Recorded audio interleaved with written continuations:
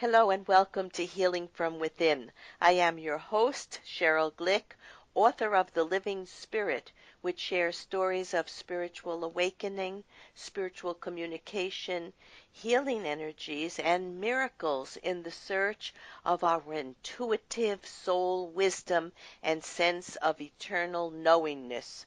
I am delighted today to welcome Raana Zia, author of Your Hidden Light, as she combines her career in executive level leadership roles and her passion and intense desire to discover her own purpose and potential for self-actualization.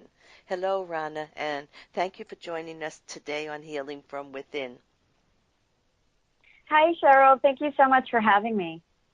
You know, Raana, it's a wonderful life when we let all the pieces come together and we are no longer at conflict with the different aspects of ourselves.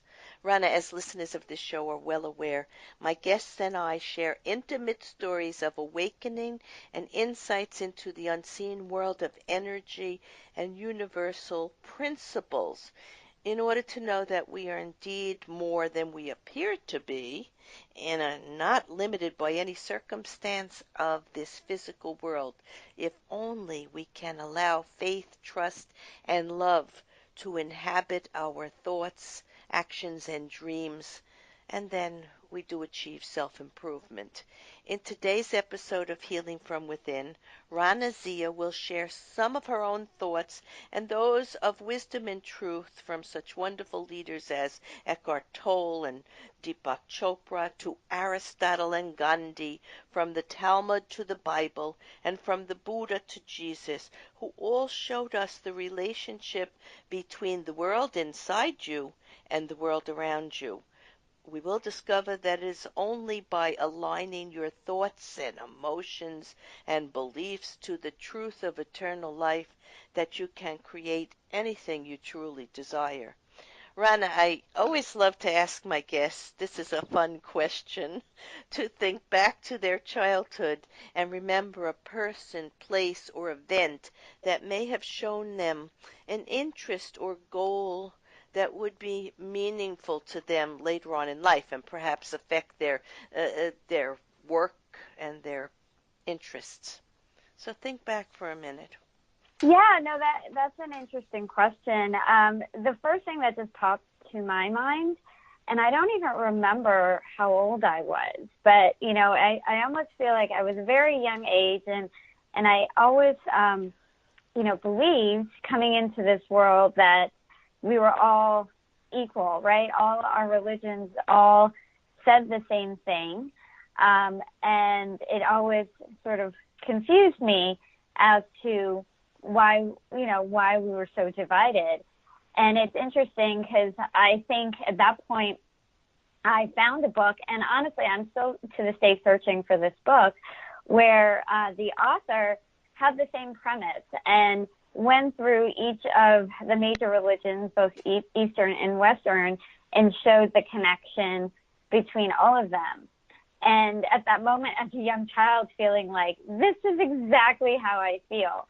And I'll never forget that. And it's interesting because, my career took me in a completely different direction. I went into finance, corporate finance, and spent my entire career climbing the corporate ladder, reaching a position of chief financial officer. And it wasn't until recently, in the last couple of years, that I went back to that moment as a child, and where I have this passion around this idea that we are all one.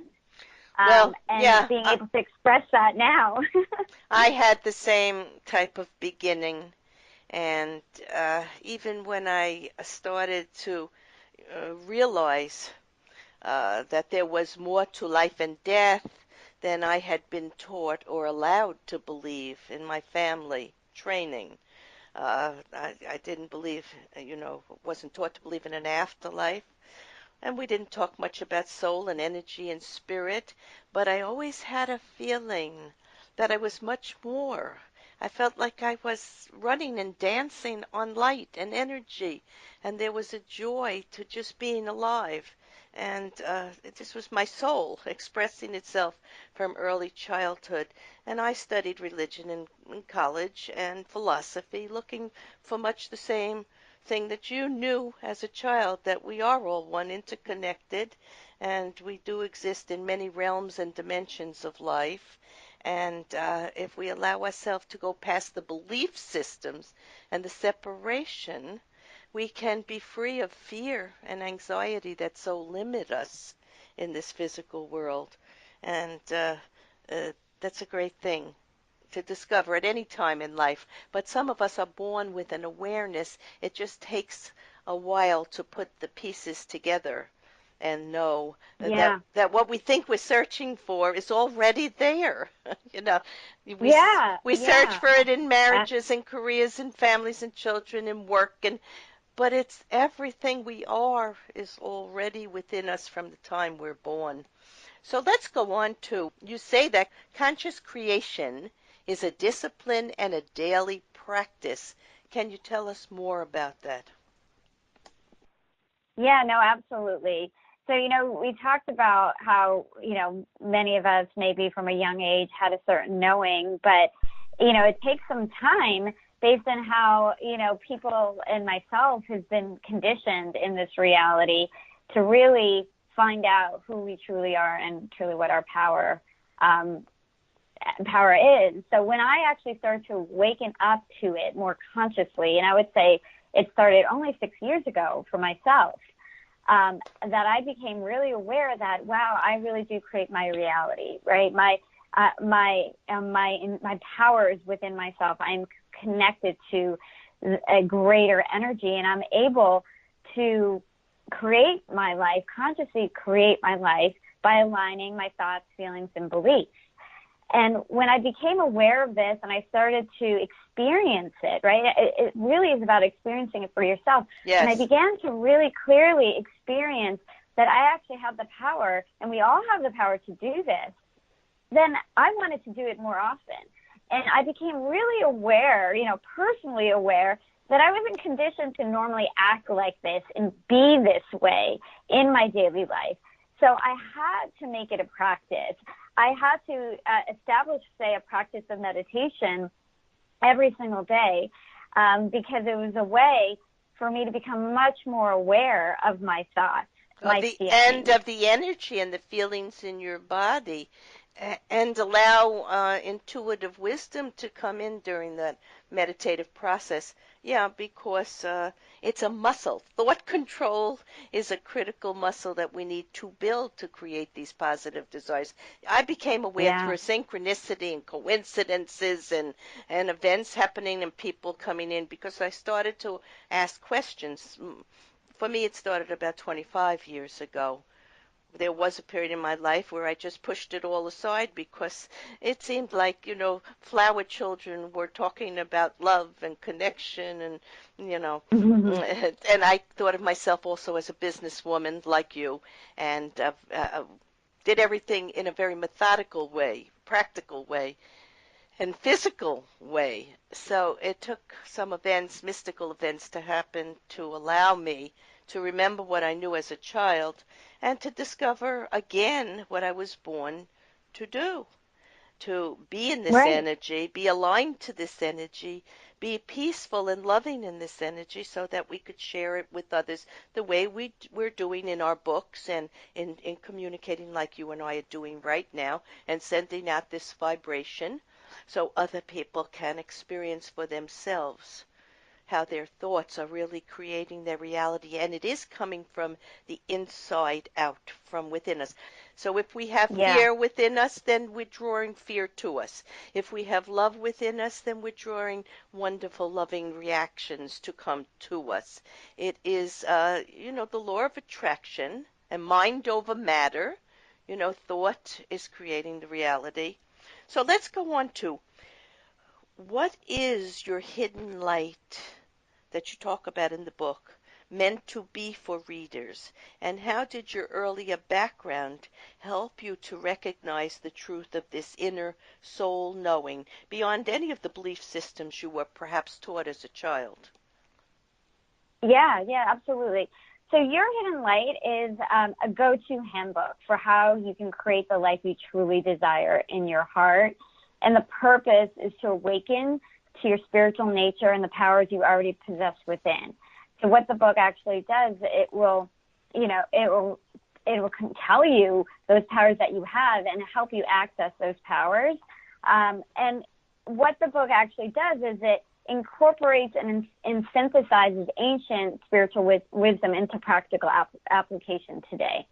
So, my upbringing, I grew up in an Indian family. We were Muslims. And so I did grow up with a certain belief system. I always considered myself spiritual versus religious.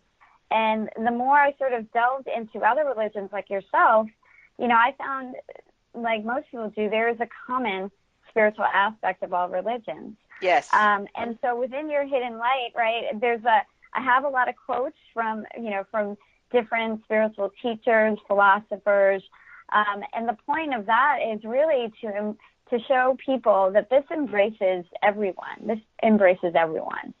And the book really, if you talk about my background, just even my work background, I think being in finance all my career and being in analytics all my career, right, the way my mind works is when I was exploring for myself, like, how does this world work? How am I able to create wonderful things?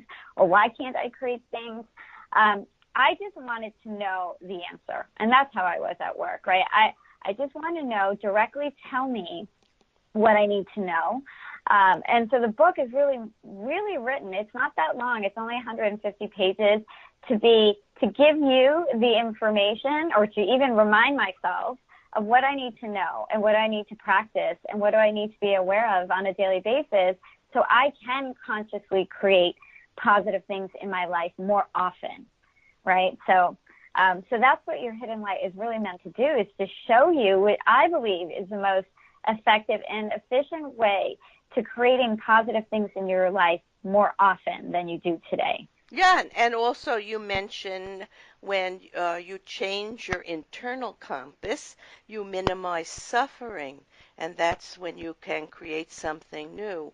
And that comes from within us. That comes from an awareness of who we are, where we come from, perhaps where we're going after this physical life is over, and that life is not random. So these are all thoughts that come beyond any religion, as you say. And, since I've been involved in this work for the last 25 years, I've had this feeling that somehow Spirit wants us to come together in one religion instead of being separate, to have one way of expressing the joy of our soul and the love of our creative life force, which we all share within us. So you are on the same wavelength, thinking that. And you wrote, however many people think of materiality and spirituality as separate, distinct things. However, spirituality is in fact the creating principle of anything physical. Spirituality, as I refer to it, is not meant to be religious in context, but a belief in what is beyond the observable and beyond physical reality. It is the belief in the ultimate creative force of the universe.